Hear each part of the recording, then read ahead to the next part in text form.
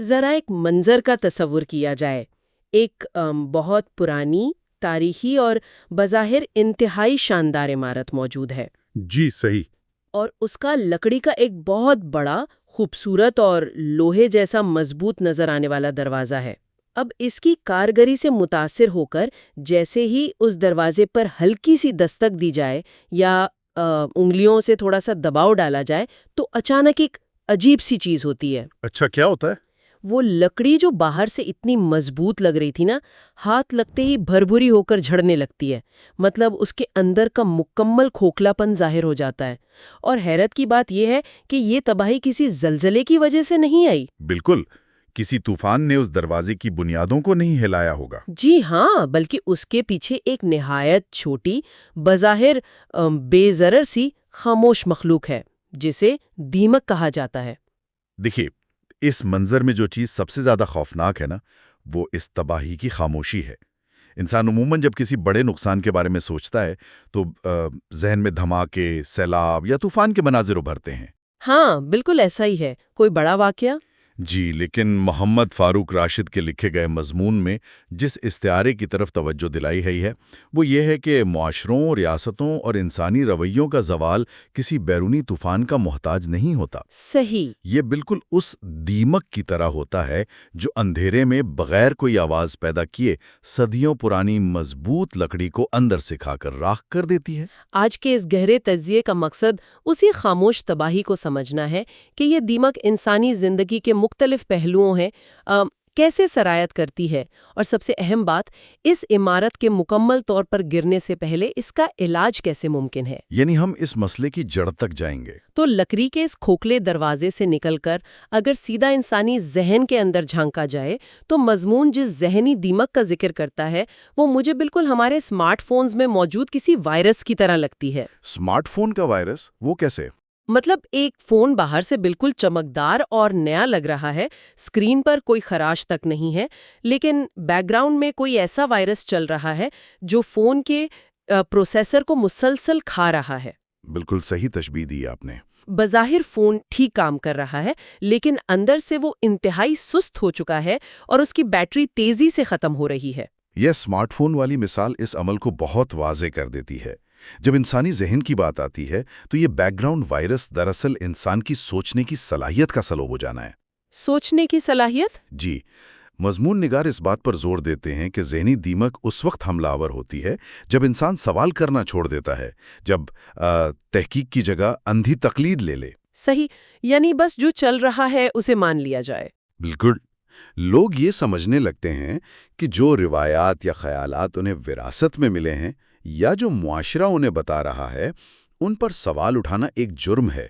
دماغ کے وہ خلیے جو تجسس پیدا کرتے ہیں نا، جنہیں چیزوں کی کھوج لگانی ہوتی ہے، جب انہیں استعمال ہی نہ کیا جائے تو وہ آہستہ آہستہ مرنے لگتے ہیں۔ یہ تو واقعی بہت خطرناک بات ہے۔ جی، اور یہ وہ مقام ہے جہاں ایک آزاد ذہن دوسروں کے خیالات کا قیدی بن جاتا ہے۔ اور پھر میرا خیال ہے کہ یہی ذہنی دیمک فکری دیمک میں تبدیل ہو جاتی ہے، یعنی جب سوچنے کا عمل ہی رک گیا تو اگلا مرحلہ نظریات اور اقدار کے کھوکھلے ہونے کا ہے۔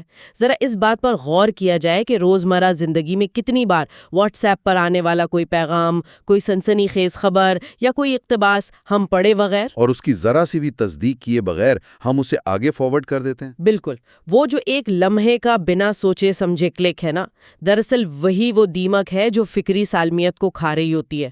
سچ اور جھوٹ کی پرواہ ختم ہو جاتی ہے اور بس بھیڑ کی چال چلنے کی عادت پڑ جاتی ہے۔ اس واٹس ایپ فارورڈ والی مثال نے تو جیسے اس پورے نظریے کے کام کرنے کے طریقے کو بے نقاب کر دیا ہے۔ اصل میں جب سچائی کی اہمیت ختم ہو جائے تو اصولوں کی جگہ ذاتی مفادات لے لیتے ہیں۔ ہر کوئی اپنا فائدہ سوچنے لگتا ہے۔ جی، زندگی کا واحد مقصد صرف یہ رہ جاتا ہے کہ مادی اور دنیاوی طور پر کیسے کامیاب ہوا جائے۔ اس بات سے کوئی غرض نہیں رہتی کہ اس کامیابی کو حاصل کرنے کے لیے کن اصولوں کو کچلا گیا ہے۔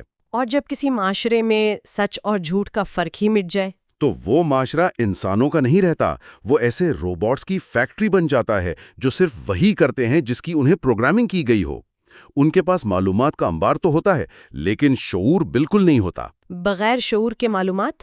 بالکل، اور شعور کے بغیر معلومات بالکل ایسی ہیں جیسے کسی اندھے شخص کے ہاتھ میں نقشہ کھما دیا گیا ہو۔ وہ سفر تو کرے گا لیکن کبھی منزل پر نہیں پہنچ پائے گا۔ کیا شاندار بات کہی آپ نے! اور جب ذہن اور فکر اس حد تک مفلوج ہو جائیں تو ظاہر ہے یہ خاموش تباہی یہی نہیں رکتی، یہ سیدھا دل کی طرف سفر کرتی ہے۔ جی، جیسے مضمون میں جذباتی دیمک اور ایمانی دیمک کہا گیا ہے۔ بالکل، جب ایک انسان دوسروں کے خیالات پر چلنے والا روبوٹ بن جائے تو اس کے جذبات بھی کھوکھلے ہو جاتے ہیں۔ حسد، نفرت اور خود غرضی وہ زہر ہیں جو انسانی دل میں جگہ بناتے ہیں اور پھر وہ ایثار اور قربانی جیسے جذبوں کو کھا جاتے ہیں۔ اور عبادات اور روحانیت کے ساتھ بھی بالکل یہی عمل دہرایا جاتا ہے۔ دیکھیں، انسان بظاہر عبادت گاہوں میں موجود ہوتا ہے، ظاہری طور پر تمام ارکان نہایت باقاعدگی سے ادا کیے جا رہے ہوتے، لیکن نیت میں کوئی خالص پن نہیں ہوتا ہے نا؟ بالکل نہیں ہوتا۔ وہ سب کچھ محض ایک سماجی دباؤ یا دکھاوے کے تحت ہو رہا ہوتا ہے۔ خدا کے ساتھ جو ایک قلبی اور روحانی تعلق ہونا چاہیے وہ اندر سے کٹ چکا ہوتا ہے۔ صحیح۔ اور جب یہ روحانی طاقت ختم ہو جائے تو انسان دوسروں کا دکھ محسوس کرنے کی صلاحیت سے محروم ہو جاتا ہے، اور جب ہمدردی ختم ہو جائے تو معاشرے کے تمام رشتوں میں دراڑیں پڑنا شروع ہو جاتی ہیں۔ یہاں میں اس نظریے کو تھوڑا سا چیلنج کرنا چاہوں گی۔ جی ضرور۔ آج کے اس تیز ترین اور شدید مسابقتی دور پر اگر نظر دوڑائی جائے، جہاں روزگار کم ہے، معاشی دباؤ بہت زیادہ ہے اور ہر طرف آگے نکلنے کی ایک اندھی دوڑ لگی ہوئی ہے، جی بالکل۔ تو کیا ایسی صورتحال میں تھوڑی بہت خود غرضی بقا کے لیے ضروری نہیں سمجھی جاتی؟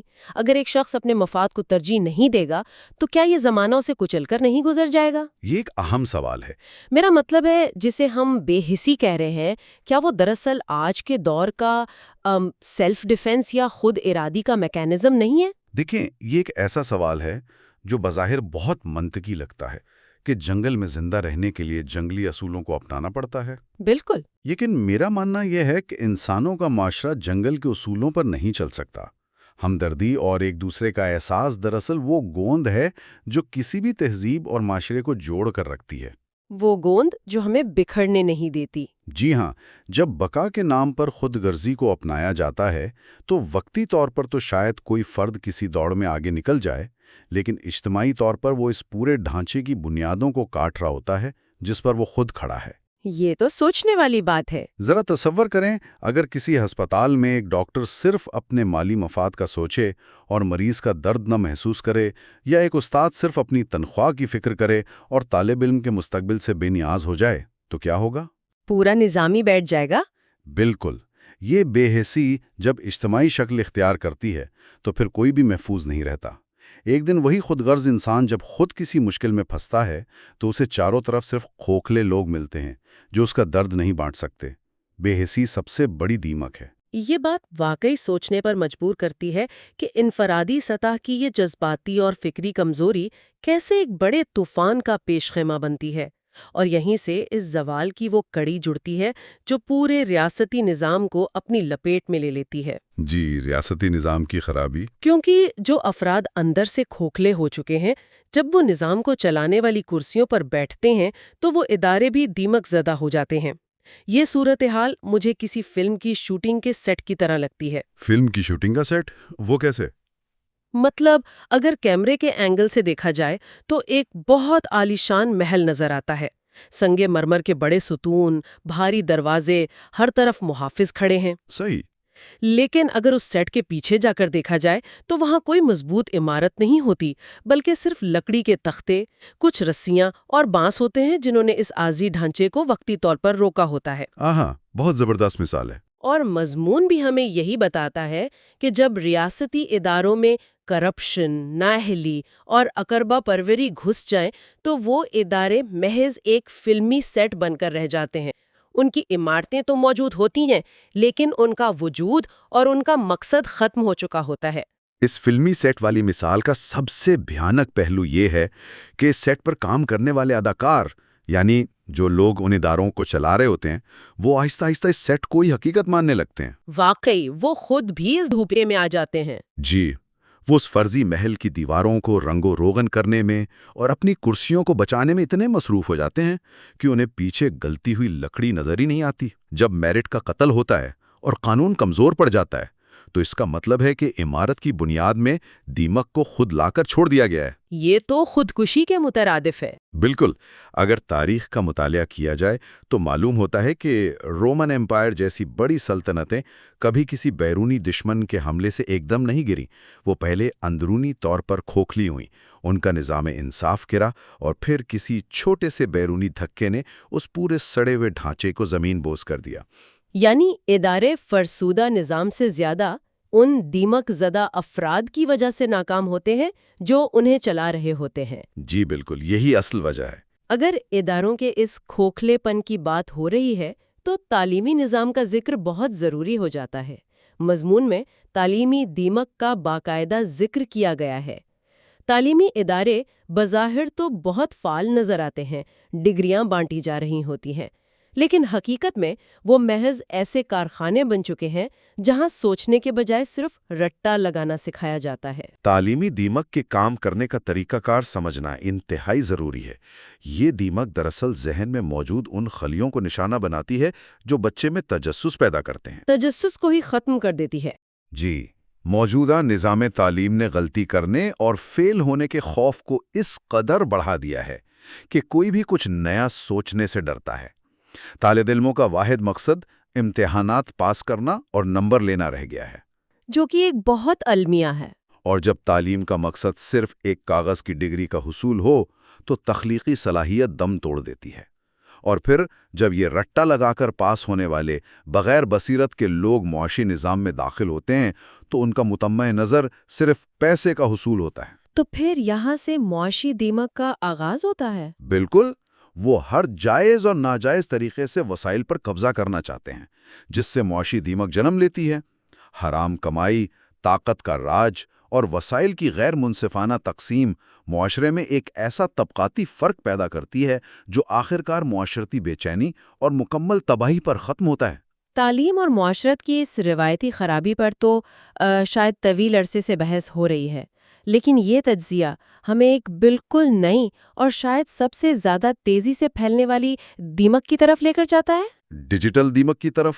جی ہاں، ڈیجیٹل دیمک، یعنی وہ سکرینز جو اس وقت ہر جیب میں موجود ہیں اور ہماری روزمرہ زندگی کا سب سے بڑا حصہ بن چکی ہیں۔ دور حاضر کا یہ سب سے خطرناک اور خاموش محاذ ہے۔ سوشل میڈیا کا بے دریغ استعمال، فیک نیوز کی بھرمار اور ایسی ڈیجیٹل مصروفیات جن کا حقیقی زندگی سے کوئی تعلق نہیں ہے۔ بالکل، ہم سب اس کا شکار ہیں۔ یہ ڈیجیٹل دیمک خاص طور پر نوجوان نسل کی یکسوئی اور ان کے فوکس کو باقاعدہ چاٹ رہی ہے۔ گھنٹوں اسکرین کے سامنے وقت گزارا جاتا ہے، لیکن جب اسکرین بند ہوتی ہے تو علم یا حقیقت پسندی میں ذرے برابر اضافہ نہیں ہوا ہوتا، بلکہ ذہنی تھکاوٹ مزید بڑھ چکی ہوتی ہے۔ لیکن ایک سوال ہے میرا، کیا یہاں ماضی کو کچھ زیادہ ہی رومانوی شکل میں پیش نہیں کیا جا رہا؟ کیسے؟ میرا مطلب ہے، اگر سمارٹ فون سے پہلے کے دور میں جایا جائے تب بھی تو لوگ گھنٹوں چوراہوں پر بیٹھ کر یا لمبی لمبی محفلوں میں فضول گپ شپ کر کے وقت ضائع کرتے تھے نا؟ جی، وہ تو ہوتا تھا۔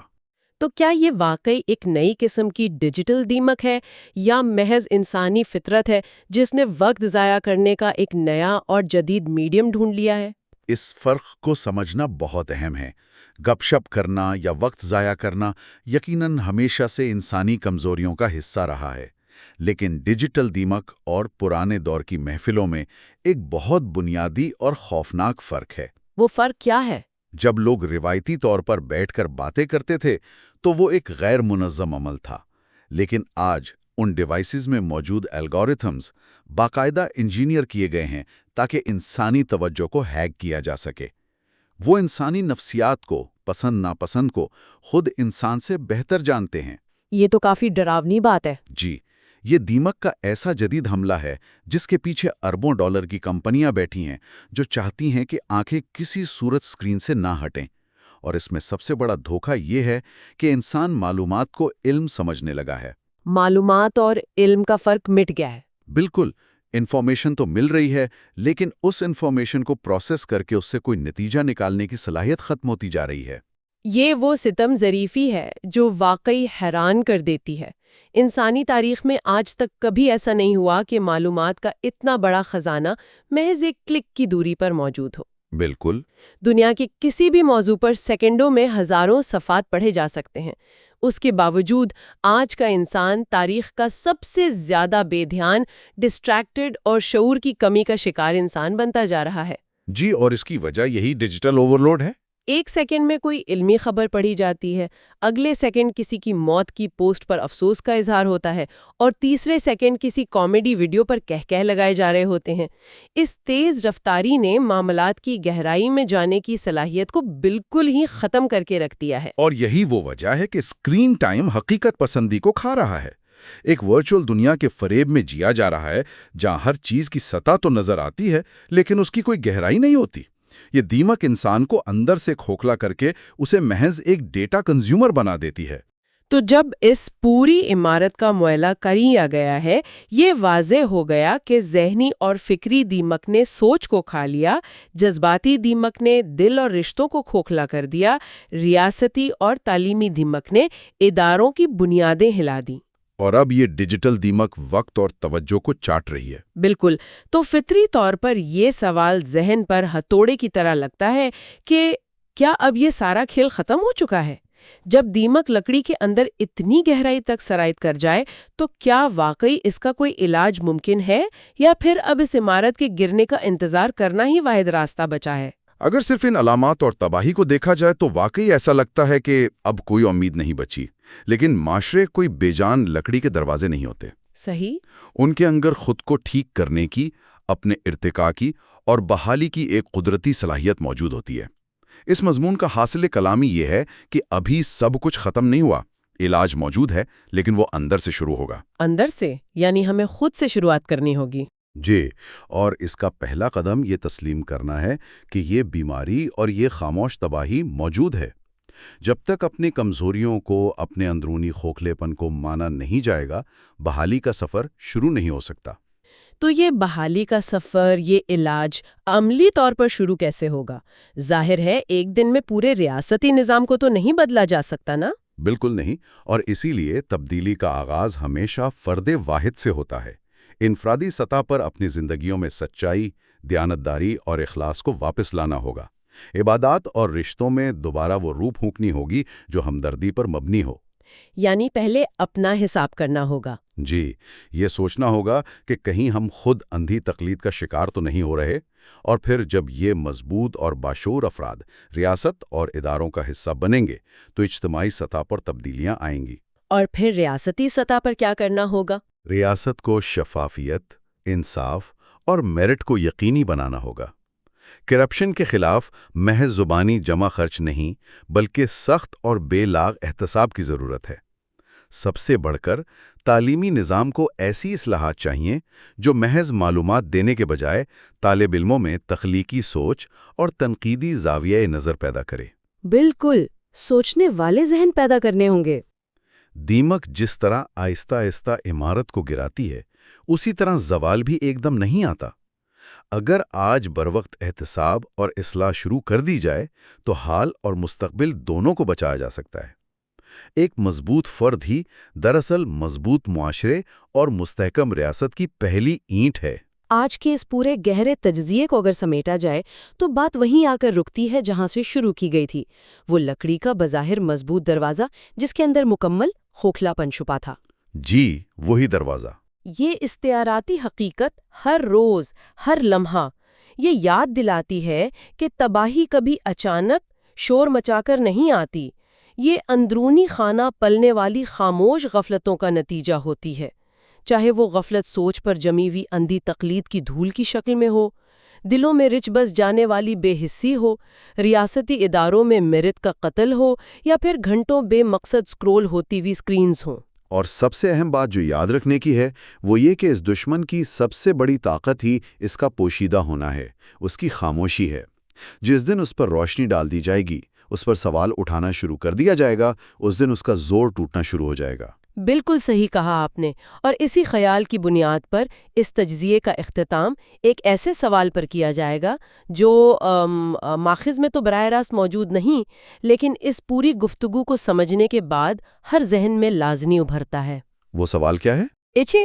گھروں کو، قیمتی فرنیچر کو اور لکڑی کی الماریوں کو دیمک سے بچانے کے لیے تو باقاعدگی سے سپرے کروایا جاتا ہے۔ ہر سال معائنہ یا انسپیکشن کی جاتی ہے تاکہ کسی کونے میں کوئی کیڑا نہ لگ جائے۔ لیکن ذرا غور کیا جائے، کیا کبھی اپنے ذہن، اپنی عادات، اپنے روزمرہ کے رویوں اور اپنی سوچ کے لیے کسی سالانہ یا ماہانہ دیمک انسپیکشن کا سوچا گیا ہے؟ بہت گہری بات ہے۔ اگر آج رات سونے سے پہلے چند لمحوں کے لیے اپنے ہی ذہن اور خیالات کا معائنہ کیا جائے، اپنے اندر کی کھوج لگائی جائے، تو سب سے پہلے کون سی دیمک نظر آئے گی؟ سننے والوں کے لیے یہ ایک ایسا سوال ہے جو خود احتسابی کا ایک نیا اور نہایت اہم دروازہ کھولتا ہے۔ سوچتے رہیے گا۔